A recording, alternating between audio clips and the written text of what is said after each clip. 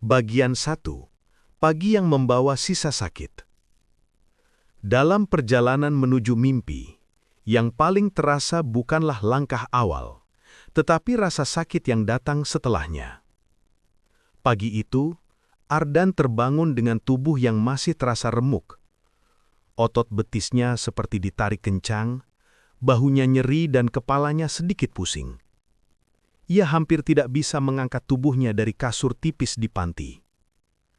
Suara ayam dari kejauhan seolah mengejek tubuhnya yang tak siap bergerak. Ia mencoba duduk.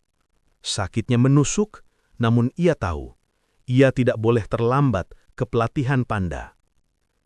Ia bangkit perlahan, menggenggam sisi ranjang untuk menopang tubuhnya. Nafasnya berat. Tubuhnya menolak, tetapi semangatnya mendorong. Ia berjalan tertatih ke kamar mandi, membasuh wajah dengan air dingin. Setiap tetes air membuat wajahnya terasa lebih hidup, meski tubuhnya masih ingin kembali rebah. Dengan pakaian sederhana dan sepatu yang sudah mulai sobek bagian depannya, Ardan melangkah keluar kamar. Langkah kecil, tapi setiap langkah itu terasa seperti perjuangan. Bagian 2. Kehangatan di dapur panti. Dapur panti dipenuhi aroma roti panggang sederhana dan teh hangat. Bu Ratna sudah bangun lebih dulu, seperti biasa. Wanita paruh baya itu memang jarang tidur lama. Hatinya terlalu penuh memikirkan anak-anak yang ia rawat. Saat melihat Ardan masuk, ia langsung tahu bahwa anak itu sedang kelelahan. Bu Ratna sedang memasak ayam bakar, dan sebuah tulisan terlihat menghiasi dinding dapur. Mimpi besar itu butuh tenaga besar. Kalau kamu rusak sebelum sampai, bagaimana kamu mau mencapai apa yang kamu kejar? Ardan terdiam. Ada rasa hangat, tapi juga rasa bersalah. Saya hanya takut ketinggalan, Bu. Ketinggalan itu wajar. Yang tidak wajar adalah berhenti. Kalimat sederhana yang keluar dari mulut seorang ibu bisa lebih menenangkan daripada 1000 nasihat dunia. Ardan menghabiskan rotinya perlahan. Untuk pertama kalinya, rotinya terasa seperti energi, bukan hanya pengganjal perut. Bagian 3. Pelatihan yang menggerus mental. Lapangan pelatihan pagi ini tampak lebih penuh. Para peserta pemuda desa datang dengan energi baru. Sebagian dengan pakaian olahraga lengkap, sebagian lagi dengan wajah penuh percaya diri. Ardan berdiri di barisan belakang, mencoba menyembunyikan sakit yang ia rasakan. Instruktur Pak Bram berdiri di depan, wajahnya tegas. Suaranya lantang memotong dinginnya udara pagi. Ingat, pelatihan ini bukan ajang gagah-gagahan. Ini tentang ketahanan, kedisiplinan, dan sikap pantang menyerah. Peserta menjawab serentak, "Siap, Pak." Latihan dimulai. Lari keliling lapangan, sprint 100 meter, push up 25 kali, sit up 30 kali, plank 1 menit. Ardan tertinggal. Tertinggal jauh. Namun ia tidak berhenti. Nafasnya tersengal, wajahnya memerah, tapi ia melanjutkan. Beberapa peserta mulai memperhatikan. Peserta 1. "Itu anak panti lagi. Lihat tuh, selalu paling lemah." Peserta 2. "Bahkan jalan pun goyang. Ngapain ngotot sih?"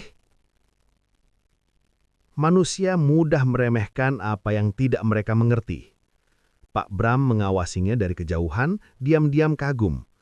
Ada sesuatu dalam mata Ardan. Sesuatu yang langka. Bukan kekuatan, bukan kecepatan, tapi tekad yang tidak retak meski tubuhnya hampir runtuh. Bagian 4. Api kecemburuan di dalam panti. Di ruang tengah panti harapan, malam terasa lengket dan panas, meski kipas kecil di langit-langit berputar pelan. Lampu kuning temaram membuat bayangan anak-anak panti memanjang di lantai. Reno duduk bersandar, memegang ponsel tua sambil sesekali melirik anak-anak lain. Suasana awalnya santai, namun mulai memanas saat salah satu dari mereka membuka topik tentang pelatihan tadi pagi. "Rekan 1, tadi gue lihat Pak Bram sampai turun tangan buat ngajarin Ardan. Diajarin cara atur nafas dan langkah lari. Rekan 2, iya, padahal peserta lain gak dapat kayak gitu. Reno menurunkan ponselnya. Matanya menyipit, seperti seseorang yang baru saja menemukan bahan gosip emas. Hah? Serius? Diajarin pribadi gitu? Ada nada ketidaksukaan, bukan hanya iri, tapi juga seakan merasa tersaingi. Reno adalah tipe remaja yang tak tahan bila ada yang lebih bersinar darinya, meski sinar itu kecil. Rekan 1, iya, Pak Bran bilang, nggak apa-apa kamu pelan, yang penting kamu nggak menyerah. Rekan 2, malah ditapuk bahu, disemangatin, enak banget. Reno mengetukkan jarinya ke meja. Suaranya begitu pelan tapi penuh tekanan. Dia pikir apa? Baru ikut pelatihan 3 hari sudah mau dianggap istimewa? Baru kuat dikit langsung dapat perhatian? Dia berdiri, berjalan bolak-balik di ruang panti. Suasana anak-anak lain langsung diam. Mereka tahu kalau Reno sudah mulai panas. Jangan sekali-kali menyinggung hal lain. Cemburu itu api kecil, tapi bila dibiarkan, ia akan membesar, mencari alasan untuk membakar apapun di sekitarnya. Wajah Reno memerah. Reno berkata, "Gue tinggal di panti ini lebih lama. Gue lebih kuat, gue lebih disiplin. Kenapa bukan gue yang diperhatikan? Kenapa dia?" Tak ada yang menjawab. Keheningan itu justru membuat Reno semakin merasa benar, semakin merasa berhak marah. Di saat itu, tatapan Reno bukan lagi tatapan remaja biasa, tapi tatapan seseorang yang siap melakukan sesuatu hanya untuk memastikan Ardan tidak maju lebih jauh darinya. Reno menggertakkan gigi. Besok, gue pastiin dia tahu tempatnya. Dan itulah awal dari masalah yang akan menghantui Ardan. Bagian 5. Gelang kecil yang penuh makna. Setelah pelatihan sore selesai dan para peserta mulai pulang, Ardan berjalan pulang menuju panti dengan langkah perlahan. Keringat mengalir di pelipisnya, dunia terasa sedikit berputar karena kelelahan. Ia tiba di bawah pohon beringin besar, tempat yang sering ia pilih untuk menenangkan diri. Di sanalah ia duduk, mengangkat lengannya pelan, mengamati gelang benang pemberian Dio. Sambil menggenggam gelang itu, pikirannya kembali hanyut pada masa kecilnya, masa yang samar namun penuh dengan kenangan hangat bersama ibunya. Dalam ingatannya, langit sore berubah menjadi warna jingga seperti saat ibunya mengajarinya membuat gelang benang. Ibu dalam ingatan, "Ardan, setiap benang ini ibu pilih dengan harapan. Harapan supaya kamu tumbuh jadi anak yang tidak gampang menyerah." Ardan melihat jari kecil ibunya yang memintal benang perlahan, membuat simpul demi simpul. "Ibu, kalau kamu takut, lihat gelang ini. Kalau kamu sedih, genggam gelang ini. Karena selama kamu memakainya, kamu tidak benar-benar sendirian." Ardan memejamkan mata. Hembusan angin sore menyentuh wajahnya, seolah ibunya sedang mengusap rambutnya dengan lembut seperti dulu.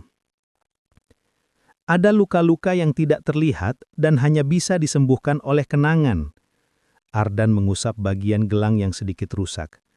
Meskipun bentuknya tidak sempurna, baginya gelang itu bagaikan jantung kecil yang selalu berdenyut di pergelangan tangannya.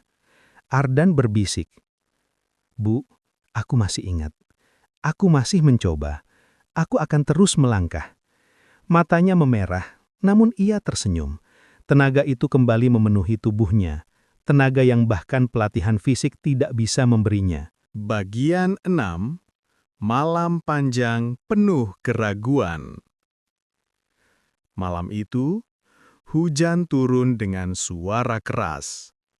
Guntur bergemuruh jauh di atas langit, seolah alam pun ingin mengabarkan bahwa badai dalam hidup Ardan belum selesai.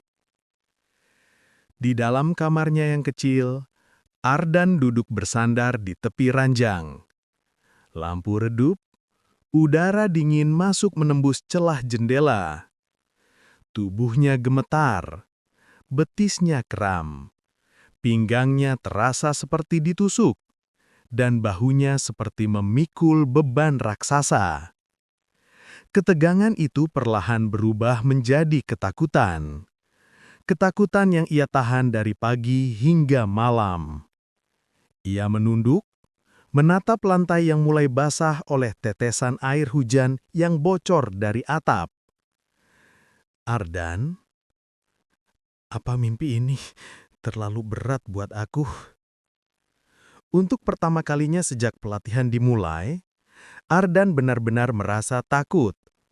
Takut gagal, takut kalah, takut mengecewakan ibunya, takut kata-kata Reno ternyata benar. Keraguan adalah musuh paling senyap. Ia masuk tanpa mengetuk dan menempati pikiran tanpa izin. Ardan memeluk lutut, bahunya bergetar. Ia ingin menangis tapi tidak ingin ada anak lain yang mendengarnya. Setelah beberapa menit dalam kesunyian, ia mengangkat kepalanya dan melihat gelang benang di tangannya. Gelang itu menyala kecil di bawah cahaya lampu. Seakan mengingatkannya, kamu tidak sendiri. Ardan mengusap jarinya ke gelang itu, menutup mata, menarik nafas panjang. Ardan, Bu, aku masih di sini. Aku masih mau lanjut. Dan untuk alasan yang bahkan ia tidak bisa jelaskan, suara hujan malam itu berubah menenangkan, seolah dunia sedang mengatakan, kamu belum kalah. Bagian 7. Pertemuan yang mengubah takdir. Keesokan paginya, langit cerah seperti tidak pernah hujan semalam. Embun menempel di rumput, membuat tanah sedikit licin. Para peserta sudah berkumpul di lapangan untuk latihan mental dan ketahanan. Instruktur meminta para peserta berpasangan. Peserta lain langsung memilih teman masing-masing. Yang kuat memilih yang kuat, yang cepat memilih yang cepat. Ardan berdiri sendirian di tengah lapangan. Ia menunduk, memegang pergelangan tangannya. Hatinya mulai tergores. Ini bukan pertama kalinya ia tidak dipilih. Di sekolah pun begitu. Di panti pun begitu. Bukannya marah, yang ia rasakan adalah terbiasa. Hingga seseorang menepuk bahunya. Ardan menoleh, sosok itu lebih tinggi berwajah ramah dengan senyum tulus. Hendra, lu sendirian? Ardan, iya, gak ada yang mau jadi partner gue. Hendra, kalau gitu, gue sama lu. Ardan terkejut. Ardan, tapi gue lambat. Lu bisa aja ketinggalan kalau sama gue. Hendra, tertawa kecil. Orang yang lambat belum tentu nggak berguna. Kadang orang lambat itu yang paling serius. Kalimat itu seperti memecah awan gelap dalam hati Ardan. Ada orang yang datang bukan untuk menyelamatkan kita, tapi untuk berjalan di samping kita. Dari situlah persahabatan mereka dimulai. Dan persahabatan itu kelak menjadi kekuatan terbesar Ardan. Bagian 8. Latihan rahasia di balik lapangan. Setelah latihan resmi berakhir, Hendra tidak langsung pulang. Ia menarik tangan Ardan. Ayo, ikut gue, kita latihan tambahan. Mereka berjalan ke pinggir desa ke sebuah lapangan kecil yang jarang digunakan. Tempat itu dikelilingi pepohonan jauh dari keramaian. Di sana, Hendra menunjukkan gaya latihan ala desa yang ia pelajari dari ayahnya dulu. Mereka berlatih seperti tentara sungguhan. Berlari menanjak bukit kecil sambil membawa beban batu. Mengangkat ember berisi air sungai. Melakukan push-up hingga tangan dan lutut mereka berlumpur. Sit-up sambil menahan batu kecil. Latihan keseimbangan di atas balok kayu. Belajar mengatur napas ala petani saat bekerja di sawah. Ardan terengah-engah, wajahnya penuh lumpur. Hendra bertanya, capek? Banget, Bang. Berarti benar. Latihan yang benar itu harus capek.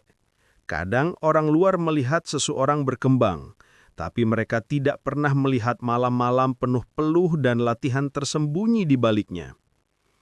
Ardan mulai belajar sesuatu. Kekuatan bukan berasal dari latihan besar, tapi dari latihan kecil yang dilakukan setiap hari tanpa menyerah. Bagian 9. Tes mini yang membuktikan perubahan. Tes mini hari itu adalah penentuan awal apakah peserta pantas melanjutkan pelatihan tahap berikutnya. Ardan memegang dadanya. Ia gugup. Kakinya bergetar. Hendra menepuk bahunya. Hendra, santai. Ingat latihan kita. Ardan, gue takut jatuh. Hendra, kalau jatuh, bangun. Kalau gagal, ulang. Lo nggak sendirian. Tes dimulai. Lari 800 meter. Ardan memulai dengan langkah kecil. Ritme napas stabil, seperti yang diajarkan Hendra. Beberapa peserta menertawakannya karena lambat, tapi ia tetap fokus. Push up 30 kali.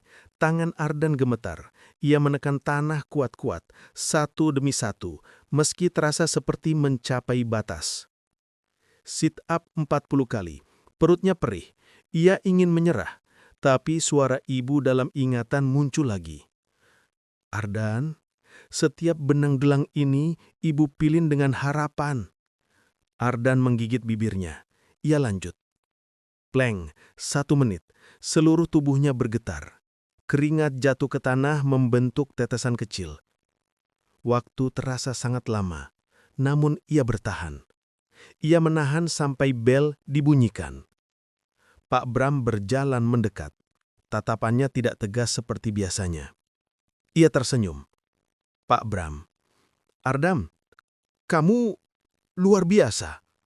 Ardan menahan air mata. Saya cuma mencoba, Pak. Dan untuk pertama kalinya, dunia tidak melihat Ardan sebagai anak panti, tapi sebagai seorang pejuang. Bagian 10. Mimpi yang semakin dekat. Malam itu, Ardan duduk di atap panti. Angin malam terasa dingin, tapi hatinya hangat. Ia melihat lampu-lampu kota jauh di sana. Ia melihat bintang-bintang kecil yang bersinar di langit gelap. Ia merasa dunia kini sedikit lebih dekat. Ardan, kalau aku bisa melewati hari ini, aku bisa melewati hari esok. Itulah langkah kecil menuju gerbang besar. Tidak harus sempurna, tidak harus cepat. Yang penting, terus melangkah. Ardan mengepalkan tangan, menatap kejauhan dengan tekad yang tak lagi rapuh. Ardan, aku akan jadi tentara. Aku harus. Dan malam itu, seolah seluruh semesta mendengar ambisinya. Gerbang besar mimpinya yang dulu terasa jauh, kini mulai terlihat samar-samar. Dan ia akan berjalan ke arahnya tanpa berhenti.